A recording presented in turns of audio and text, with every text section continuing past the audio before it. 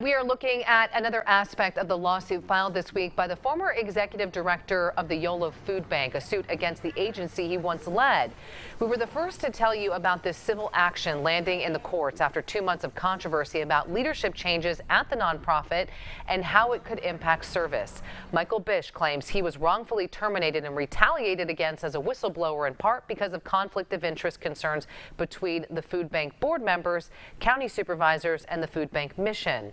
Fox 40's Sinceri Tonsel joins us to explain that part of the story. Sinceri.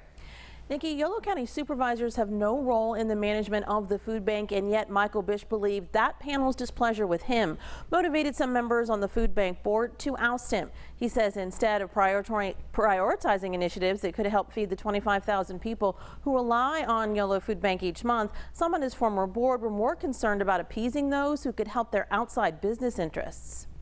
How can any of this be happening? You have this high-performing nonprofit that was, excelling up to the moment that I was fired. Some of these dealings were at critical stages right during this phase leading up to my firing. So for example, Dan Ramos had a large project, I want to say it's a 119-acre real estate development project known as Measure H that was before the voters in Davis, right? So he was in the middle of negotiating with individual supervisors a tax sharing agreement and also extractions. So supervisors wanted from him a $2 million commitment to fund a South Davis library. They wanted road improvements around the project.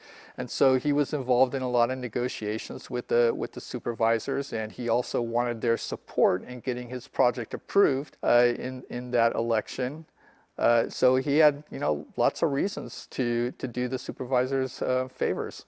Another board member, Jim Durst, he was negotiating a $2 million funding agreement with the Board of Supervisors for something that he's working on in Esparto. This was also during this time frame. He should have recused himself.